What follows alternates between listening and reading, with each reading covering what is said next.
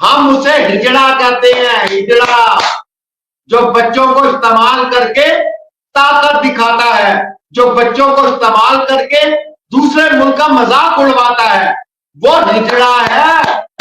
जितना मर्जी बड़ा मंत्री हो, जो मर्जी हो, तू खुसरा है, खुसरा। पाकिस्तान वाले तुझे खुसरा समझते हैं, हिजड़ा। 4 बच्चों को यरगमाल बना के तमाशा लगाया तूने, हिजड़ा।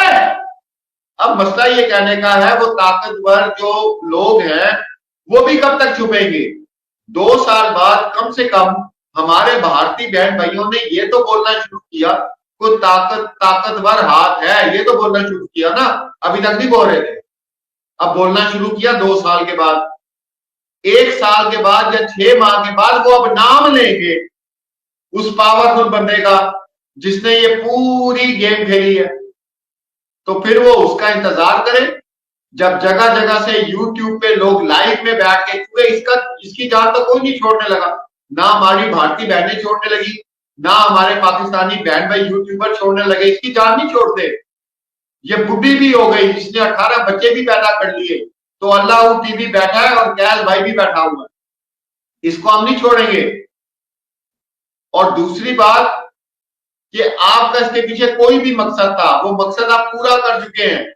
मसला सिर्फ इतना है कि जो ये ताकतवर इंसान है उसकी घटिया सोच पर मैं पाकिस्तान से लानत भेजता हूं, क्योंकि बच्चे, छोटे जो बच्चे होते हैं उनके लिए कानून क्या, मज़ाहिब क्या, हर चीज को साइड पे रख दिया जाता है। लेकिन इन लोगों ने, इस जो भी है ये ताकतवर लानती इंसान, हमारी तरफ से लानत है इसकी शक्ल पर, जिसने ये प्लान किया। लानत है उस शख्स पर जिसने 4 बच्चों को मोहरा बनाया। हम लानत भेजते हैं ऐसे दुश्मन पर जिसके अंदर इतना जिगरा नहीं है कि सीना तान कर लड़ सके। हम लानत भेजते हैं जो बच्चों को यरगमाल बनाकर तमाशा लगाता है, हम लानत भेजते हैं उस पर।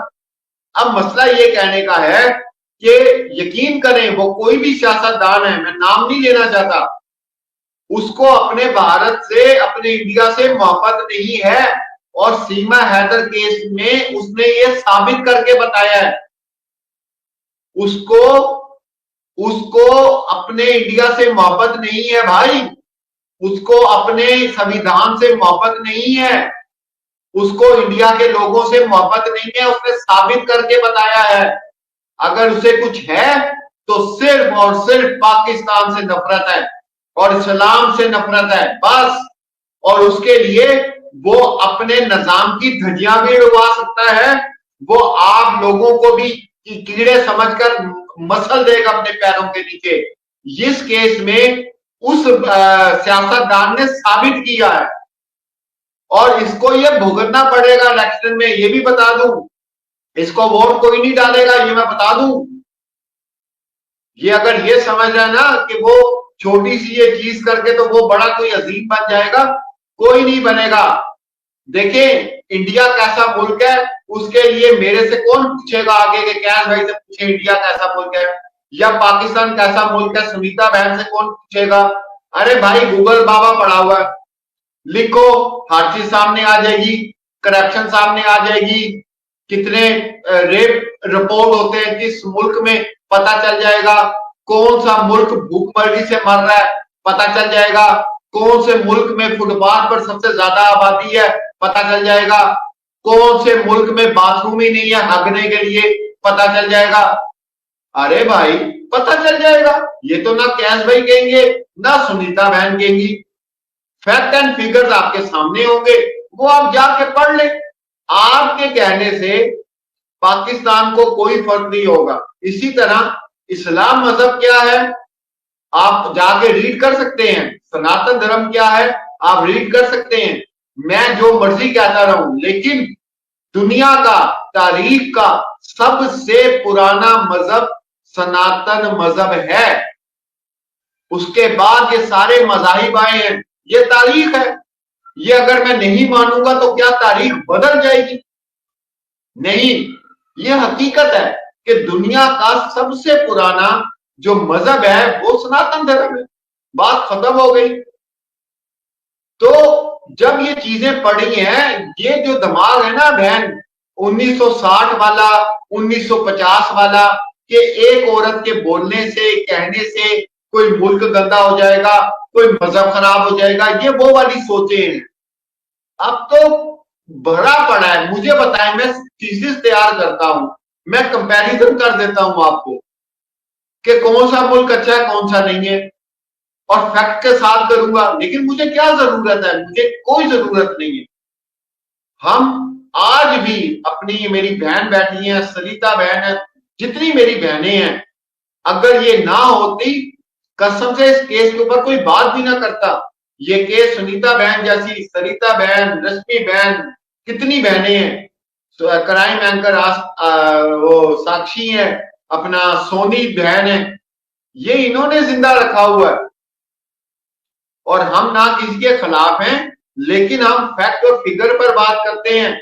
दुनिया का जौन सा मर्जी मुल्क हो, दुनिया का जौन सा मर्जी धर्म हो, अगर वो बच्चों के कंधे पे रख के बंदूक कोई चलाता है, तो भाई हम उसको हिजड़ा कहते हैं।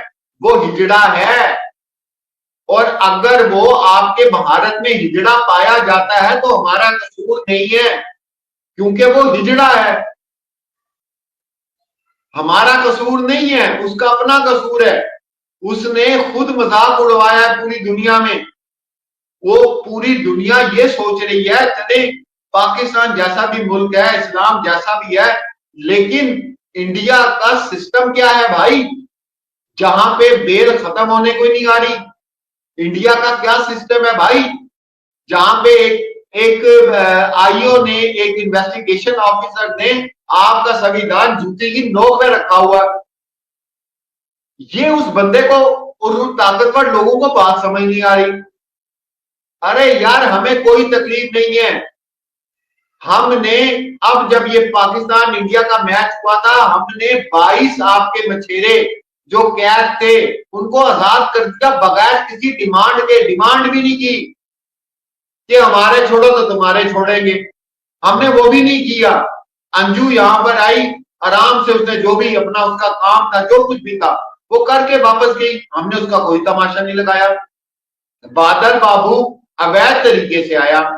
जब हुकूमत को पता चला कि भाई ये अवैध तरीके से आया, उसको कैद में डाल दिया। कोई उस पर जुल्म ज्यादती नहीं की, कानून ने अपना काम किया। क्योंकि हमारे यहां समझा जाता है कि अगर ये बंदा सामने आ जाता और कहता कि जनाब मैं छूकर आया हूं और आजाद दे रहा हूं, तो सारी उंगलियां हमारे सिस्टम पर चली जानी थी, सारी उंगलियां हमारी अदालतों पे उठ जानी थी कि हमारी अदालतें क्या कर रही हैं, हमारी सिक्योरिटीज क्या कर रही हैं, हमारे इदारे क्या कर रहे हैं।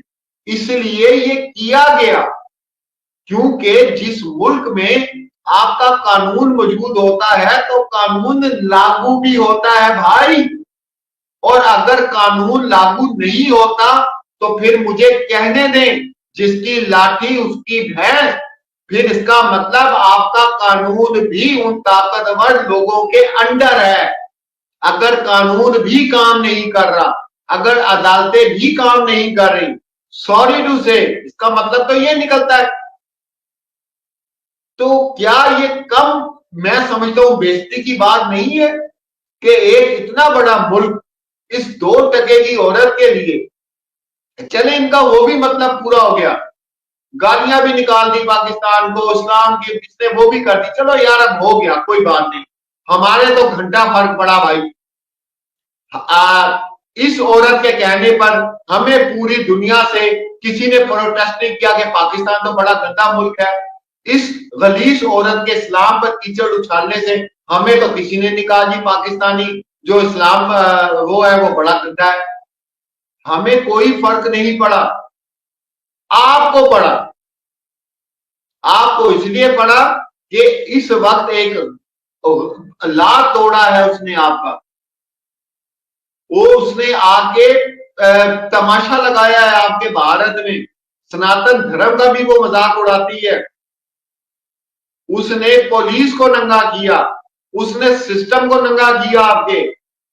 लेकिन आप उस एंगल से सोचते ही नहीं है भाई, पता नहीं घास खाते हो।